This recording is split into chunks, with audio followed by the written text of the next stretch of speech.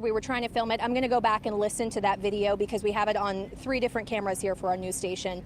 So we are going to go back and try and isolate the audio and hear exactly what he said. But we could tell he was certainly trying to get the crew's attention because he was yelling out the left side of the vehicle as the crews were over there. And then as the car turned around and police were taking him off, we could see him move to the right side of the vehicle, started yelling again through the bars of those windows. So he has something to say. We're just not sure exactly what it was at this point. Yeah, inquiring minds want to know what he had to say as he was on his way out.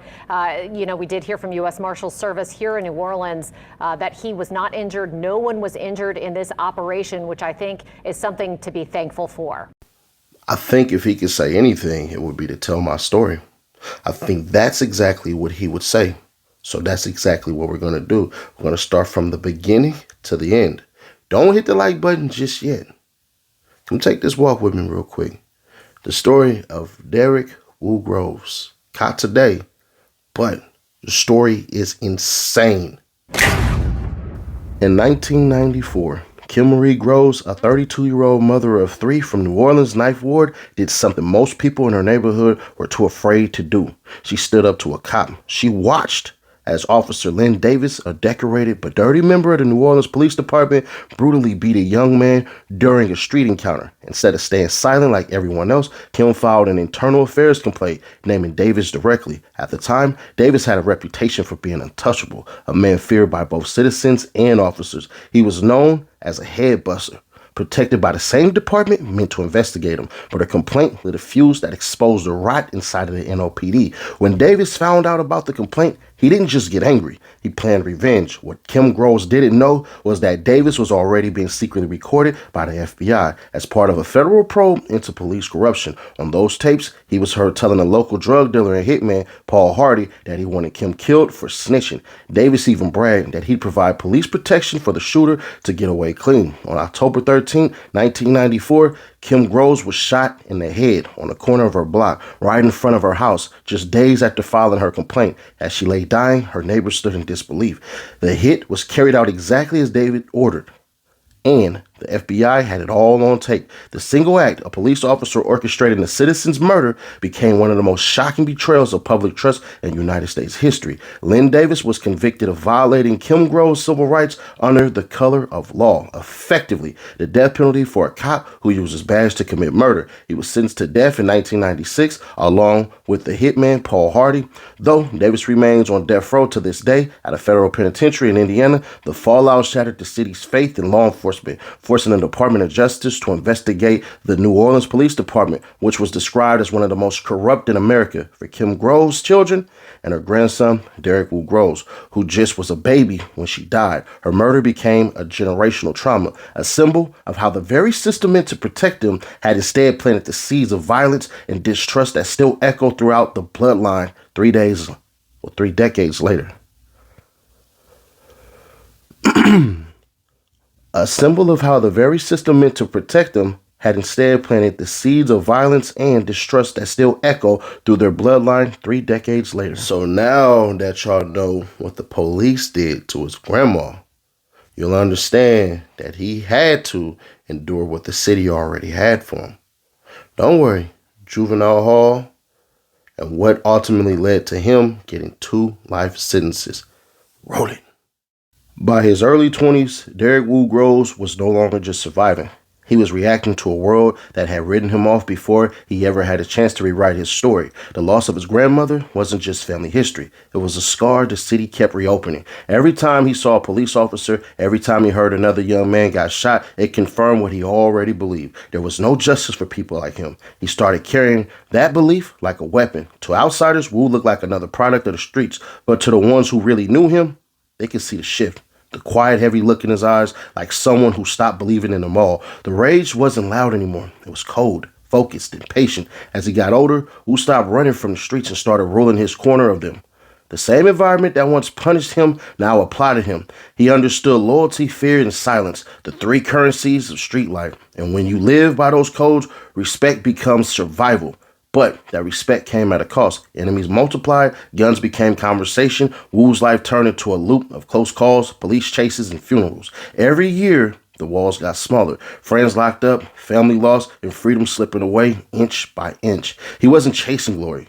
He was fighting ghosts. trying to make the city feel the same pain it once made him feel. By 2018, Wu's name carried weight. Not the kind you brag about, but the kind that brings fear and inevitability. Mardi Gras Day was supposed to be celebration and escape, but Wu was already past escaping anything when shots rang out on that crowded block, killing 2 and wounding 2 more. His life crossed a line it could never come back from. The police called it revenge, the streets called it another day, but in reality, it was destiny catching up. That trigger pull wasn't just anger. It was years of pain firing off all at once. Wu didn't see himself as a villain. He saw himself as what New Orleans made him. The system broke his grandmother, broke his faith, and finally broke him. From that moment on, he wasn't just Derrick Groves. He for sure was the name Wu, the man the city created and then turned into his own nightmare. The real story behind that Mardi Gras shooting started long before the parade. Months earlier, one of Wu's closest friends, a man he called his brother, had been shot and killed outside a corner store in the 9th Ward. Word on the street was that the shooter belonged to a rival crew that had been feuding with Wu's circle for months over territory, pride, and a bad drug handoff that went left. The killers were never arrested, but people in the neighborhood whispered names, and one of those names kept coming back. The same man Wu would later spot in the Mardi Gras crowd. For Wu, that wasn't coincidence. That was fate pulling up with a brass band. Wu wasn't built for forgiveness. He was raised by pain, not peace. After his friend's death, he spiraled into sleepless nights and paranoia, feeling like the city took his brother and the law didn't care. He convinced himself that if he didn't handle it, nobody would. His code was simple. If they take one of ours, we take 2 of theirs. That's the creed he learned from the streets that raised him. So when Mardi Gras rolled around, he saw the same faces linked to the friend's murder, laughing, drinking, living life. Something inside him snapped in his mind. He wasn't starting trouble. He was finishing business. Revenge became religion and the parade became the altar. When Wu opened fire that night, it wasn't about proving he was a killer. It was about proving he could still feel control in a world that took everything from him. But revenge didn't hit like people think. It just spreads more grief. 2 people died that night. One who might have been the intended target, and another who was just caught in the crossfires. The city mourned, the families cried, and Wu disappeared into the shadows, knowing the cycle was complete, but his freedom was gone. That one act of vengeance turned him into a street soldier and a lifetime prisoner, proving once again that when pain drives the trigger, nobody really wins. Hey, if you like what we just did, if you like this video so far, do me a favor, hit that like sub button. I think I earned it by this time. So let's bring it on home real quick so that this way you can walk away with this story actually learning something instead of whatever illustration that the major media wants to paint. Let's finish this out. We are interrupting NBC News Daily because we are following major breaking news. Derrick Groves, the one remaining inmate at large from that massive jailbreak from the jail in New Orleans in May, has just been captured in the last 15 minutes in southwest Atlanta. All we know right now, this is coming from U.S. Marshals and federal officials, is that they were acting on a tip from Crime Stoppers New Orleans and other information reporting that Groves had possibly been in the Atlanta, Georgia area. They went to a house, and that is where they found Groves in the last 30 to 45 minutes. It is our understanding from federal U.S. Marshals that Derrick Groves is in custody right now. When he'll be extradited back to New Orleans, that is not known. But as everybody knows by now, Groves was one of 10 people to break out of the Orleans Justice Center, which is just another name for the jail in the city of New Orleans back in May. 9 other inmates had been captured. Many believe that Groves could possibly have been the mastermind of this entire escape. Derrick Groves is a convicted killer, having been found guilty of killing numerous people on Mardi Gras Day several years ago. He has now been on the run for several months, but now on October 8th, he has now been brought to justice in the Atlanta area in southwest Atlanta. We are waiting for video from the scene. It's our understanding that Atlanta PD as well as federal officials raided a house a few hours ago. They were tipped off that Groves could have been there, and now, according to U.S. Marshals, he, in fact, was there. Joining us live, the point person for a lot of this, U.S. Marshal Brian Fair. Brian, first off, congratulations on ending now what has been almost a 6-month search for Derrick Groves. Thank you, and can't take credit for it. This was a team effort through multiple law enforcement agencies and with support from Crime Stoppers GNO. So if you can talk about this, you have done a lot of interviews. You told us back in May it may take weeks, it may take months, but we will eventually catch Derrick Groves. I know that the investigation is still fresh. It's actually happening right now, but how did you all track him down to Georgia, to southwest Georgia? Was it essentially just a tip called into Crime Stoppers? It was a combination of tips that we received from Crime Stoppers GNO and then follow-up work done by the U.S. Marshal Service over the last couple months. We developed information that he was possibly at a house on Honeysuckle Street in Atlanta, Georgia. And this morning, from what you saw in the news, was the follow-up of that. The U.S. Marshals New Orleans Task Force sent a collateral lead out to the U.S. Marshals Southeast Regional Fugitive Task Force in Atlanta. They, along with the Atlanta PD SWAT team, acted on that tip. And behind the scenes, there was a lot of investigative work done here in New Orleans by the Orleans Parish Sheriff's Office, the New Orleans Police Department, Louisiana State Police, FBI, HSI, and the U.S. Marshals. So there was a lot of manpower, hours, and investigation that went into this to today's result. Yeah, and look, Brian, we're all going to have a lot of questions. So is the general public watching this right now. Do you know how long he's been in Atlanta or how he got there? I mean, obviously he didn't fly. Does it seem like somebody transported him across state lines to try to hide him out in Georgia? I don't want to speculate at this time. I would guess that, yeah, somebody probably did help transport him there. That's going to be a follow-up investigation that will be done. It is possible additional people go to jail. And is this the kind of thing, this does bring a close to this, with the exception of the investigation still going on at OPSO, but is this a day that people can breathe a big sigh of relief that all 10 inmates are finally back in custody? Yes, I would say this is that day that you can finally, relax a little bit now that this has finally been done. It's taken quite a few months. We're just happy it's over. It took several hours once they went to the house today. He was hiding in a crawl space. A lot of manpower hours and effort and equipment had to be used today to get him out of the house. And he came out without incident, or did he put up any kind of fight? I know these are details that are still coming into you as well. I would not call this without incident. There was probably a 3 or 4 hour, I don't know if we call it a standoff, where we didn't know if he was in the house or not. Nobody was there, but ultimately he was located in a crawl space in the house. Does it seem, I mean, look, Brian, I know this is all going to come out in the investigation, but do you believe he's been there for several weeks or months? I mean, is this the kind of place that he went to back in May and has just been holed up in Southwest Atlanta since? That's going to take some more follow-up work. I would say we probably believe he's been there for a little while, but we don't know how long. It's going to take a lot more follow-up work on that end. And look, is this the kind of thing, too, where you all have exhausted a lot of man hours and time, but this is what the U.S. Marshals do. I mean, you track down people who are wanted by local, state, and federal law enforcement, while you've seen the task force get smaller, where NOPD, OPSO, state police had to pull some people back because they had to go on with other cases. The U.S. Marshal's office never stopped working on this. Correct. And they still had people assigned to the case. Like state police has somebody assigned full-time on our task force. So does Orleans Parish Sheriff's Office. So those people continue to work, and LSP and Orleans continue to support our efforts during that time. So did HSI and FBI.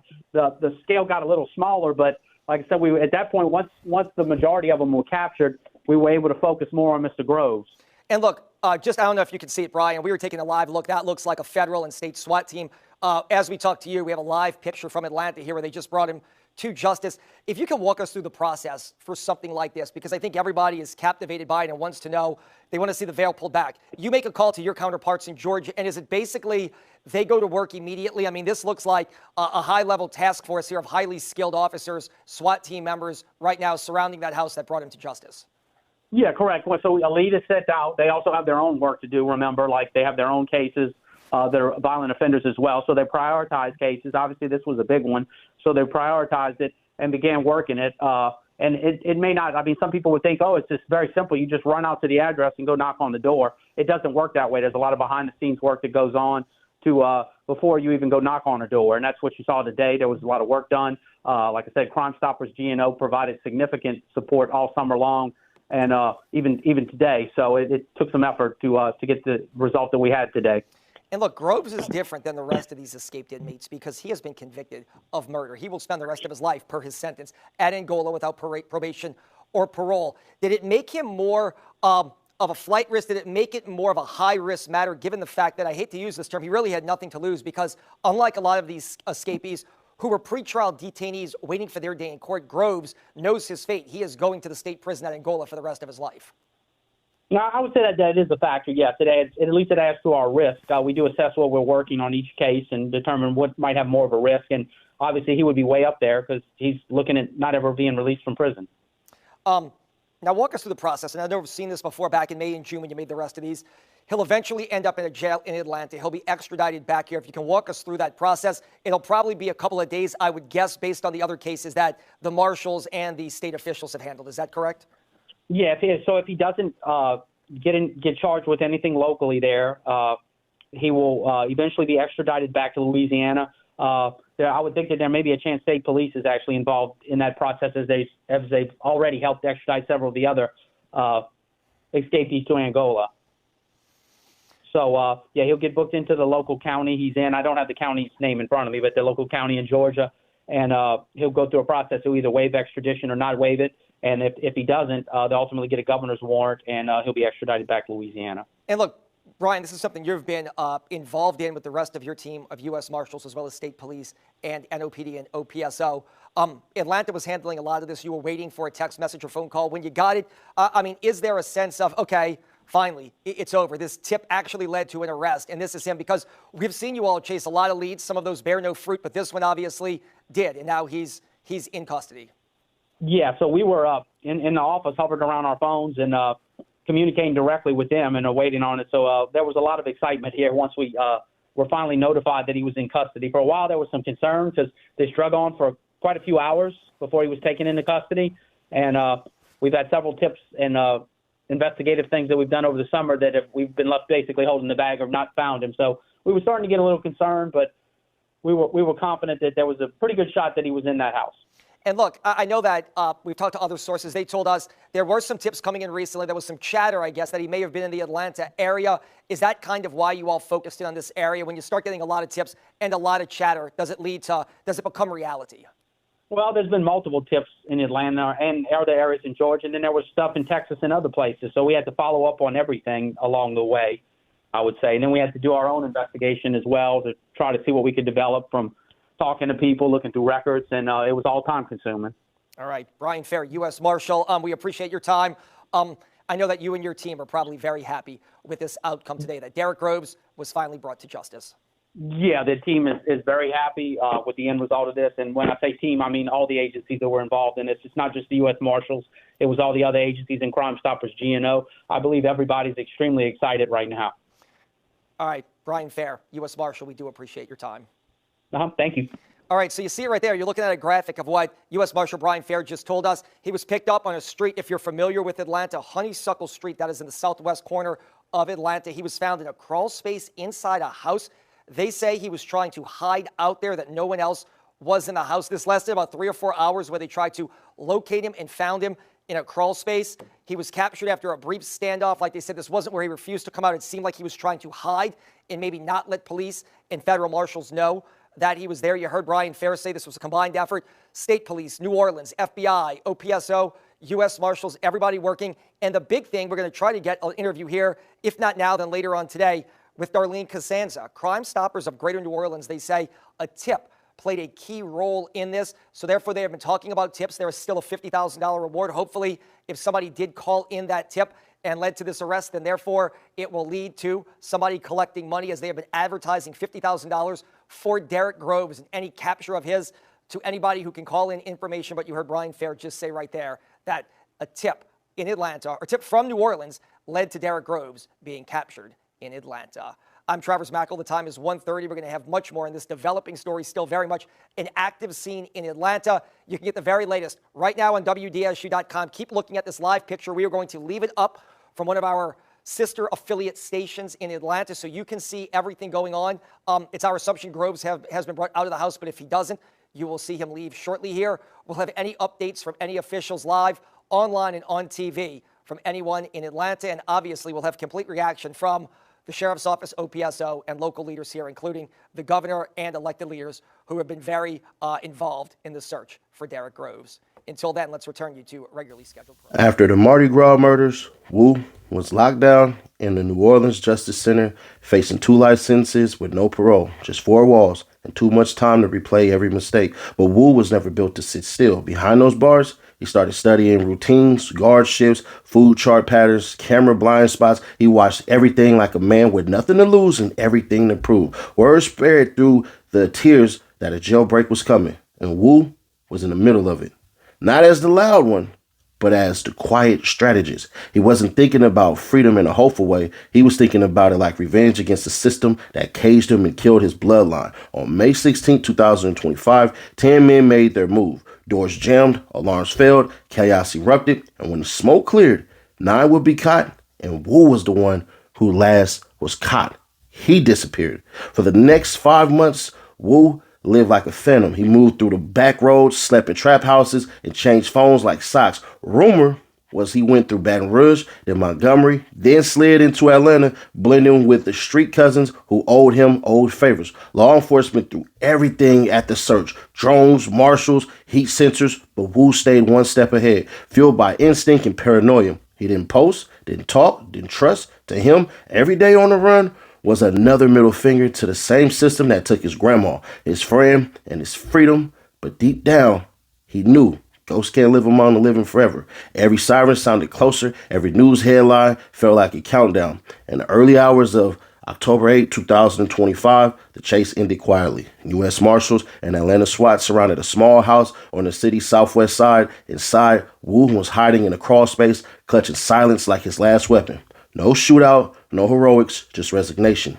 They pulled him out slow, wrist bound, head down, and in that moment, everything came full circle. The grandson of Kim Groves, who died fighting corruption, was now being carried out by the same kind of officer who once betrayed his family. The man who ran from his past finally ran straight into it. And the blue skies painted the whole entire day. Wu Grove's story ended where it began, in the hands of the system that created him, punished him, and finally caught him. Now, I don't know about you guys, but when I first seen the man get arrested, I'll be fair, I thought to myself, damn, bruh. I feel a little sad for him. Not sad for him in the sense that he got caught, but sad for him in the sense that what in life happened to you to put you in that space? Now we know. The system already had him marked out. There are corrupt cops everywhere. I don't give a damn what any police officer say. If a cop says this phrase right here, not all cops are bad, I would ask this cop this simple question. Do you know any bad police officers? And if he says yes, that makes him a dirty cop. Because one thing that they always say, and you just seen it in Lil Durk's damn paperwork, bruh, if you know something, you're quote unquote supposed to say something. And in this instance, that crap did not happen. So I ain't gonna hold you, bro. I'm 100% convinced that the way in which they try to paint us out, I want to hear our stories. It is what it is. Do I plan on doing more videos like this? We'll see. Because if this don't hit like I wanted to hit, then hell nah. But I'm glad that you watched this far. And if you still haven't liked it, then I want to ask you a simple question. What else could we do? In all fairness, what else could we do? But hey, click right here to see how funny Willis. D8, funny.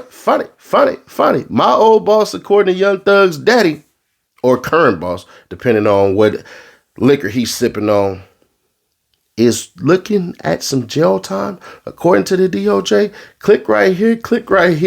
Bruh, it's about to get more wilder than Fonny on that vodka with Nathan Wade doing a hey, macho man.